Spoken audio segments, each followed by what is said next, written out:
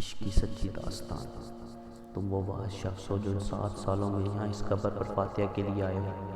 اس نے نظر اٹھا کر دیکھا تو سامنے ایک درمیانی عمر کا شخص کھڑا اسے یہ کہہ رہا تھا۔ وہ یہاں کا گورکن تھا۔ یہ جب یہاں لائی گئی تو تقریباً 4 ہی لوگ تھے جو دفنانے آئے تھے، اور ایک بہت عجیب بات صاحب، یہ جب دفنانے آئے تو اس لڑکی کا کفن تو سفید تھا مگر چادر کالی تھی، اور پھر جب دفنا دیا گیا تو اس کے کتبے پر نام دیکھو ذرا، حیدر علی لکھوا دیا۔ بھلا عورت کی قبر پر مرد کا نام کیوں؟ گورکن کی بات سوالیہ نشان تھا۔ وہ اس پر بے بسی سے مسکرا دیا اور بولا کہ یہ کہتی تھی کہ اپنی چادر مجھے دے دو، میں جب مروں گی تو اس میں لپٹ کر دفن ہو جاؤں گی، ایسے لگے گا جیسے تمہاری پناہوں میں ہوں۔ پتہ ہے جب تم پاس ہوتے ہو تو کوئی ڈر کوئی خوف نہیں رہتا، اندھیرا کتنا ڈراتا ہے مجھے۔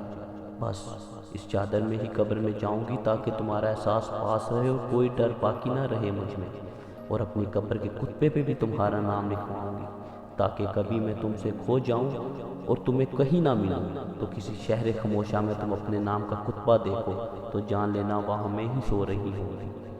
اور گورکن بولا، ایک اور عجیب بات جناب، یہ دیکھو یہاں کسی قبر پر پھول نہیں، مگر نہ جانے کیسے بس اسی قبر پر یہ سفید پھول کھل گئے ہیں، خود ہی کھلے ہیں، کسی نے لگائے بھی نہیں۔ اس بار وہ کاکا لگا کے ہنسا اور بولا، بابا وہ ایسی تھی، سب میں رہ کر سب سے مختلف، میری نازک سی معصوم سی آنکھوں والی گڑیا، ہر بات پر ڈر جانے والی گڑیا۔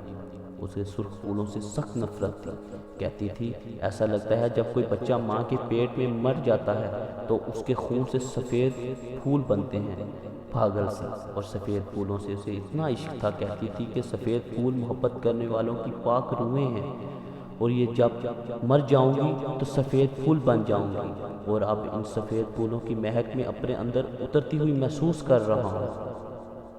تم اس کے کیا لگتے ہو؟ گورکن نے سوالیہ انداز میں پوچھا۔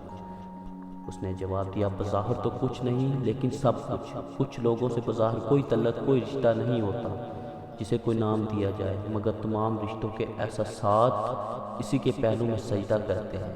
بس اتنا سا تعلق ہے میرا اس کے ساتھ، اس کے علاوہ اور کوئی تعلق نہیں میرا۔